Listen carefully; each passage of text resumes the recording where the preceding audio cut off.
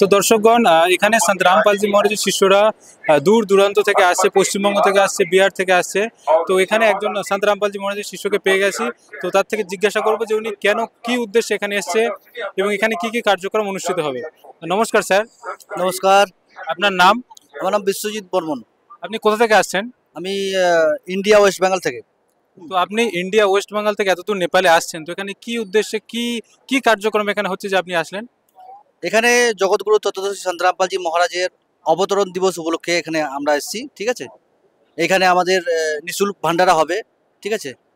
তারপরে রক্তদান শিবির, হ্যাঁ। তারপরে দন্ত চিকিৎসা, হ্যাঁ। চোখের পরীক্ষা, হ্যাঁ। এছাড়া বিনা পয়সায় ভান্ডারা খাওয়ানো হবে, হ্যাঁ।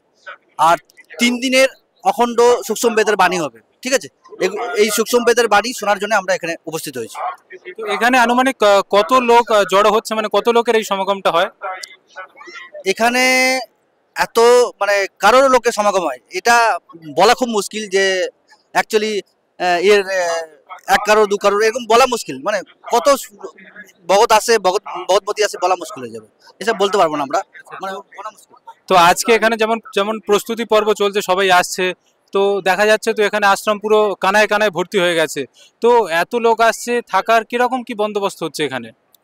এখানে গুরুজির কৃপায় থাকা, খাওয়া এবং স্নানের, হ্যাঁ, টয়লেট বাথরুমের, হ্যাঁ, বিপুল মানে ব্যবস্থা করে রাখা হচ্ছে। কোনো রকম কোনো শ্রদ্ধালুর অসুবিধা হয় না, ঠিক আছে।